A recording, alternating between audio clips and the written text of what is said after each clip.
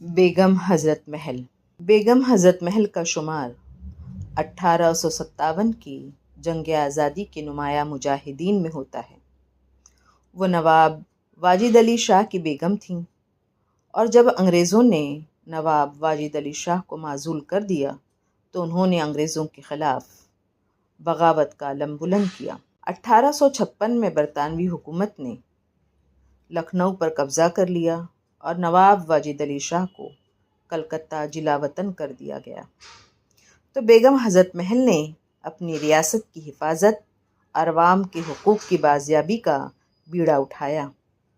1857 کی جنگ آزادی کے دوران انہوں نے انگریزوں کے خلاف محاذ قائم کیا اور لکھنؤ میں انگریزی فوج کے خلاف شدید مزاحمت بھی کی۔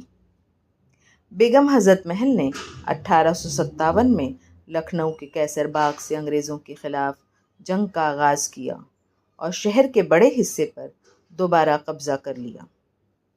برطانوی افواج کے خلاف متعدد جنگوں کی قیادت کی اور عوام و فوجی دستوں کو متحرک بھی کیا۔ ان کی قیادت میں کی گئی جنگ نے انگریزوں کے لیے لکھنؤ کو فتح کرنا مشکل بنا دیا تھا، اور کئی محاذوں پر انہوں نے انگریزوں کو سخت نقصان بھی پہنچایا۔ انگریزوں کی طاقت کے آگے آخرکار بیگم حضرت محل کو نیپال میں پناہ لینی پڑی، جہاں انہوں نے زندگی کے باقی دن گزارے۔ وہ 1879 میں نیپال میں وفات پا گئیں۔ دی بیگم آف اودھ اس کتاب میں بیگم حضرت محل کی بہادری اور ان کی زندگی کے مختلف پہلوؤں کو بیان کیا گیا ہے۔ خاص طور پر جنگ میں ان کے کردار پر روشنی ڈالی گئی ہے۔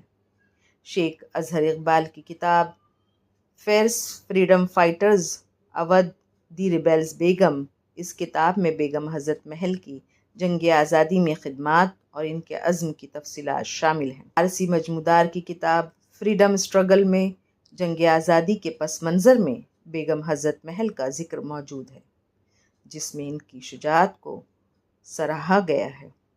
بیگم حضرت محل کی خدمات اور قربانیاں بھارت کی تاریخ کا سنہری باب ہیں، اور انہیں آج بھی ان کی بہادری اور حب الوطنی کے لیے یاد کیا جاتا ہے۔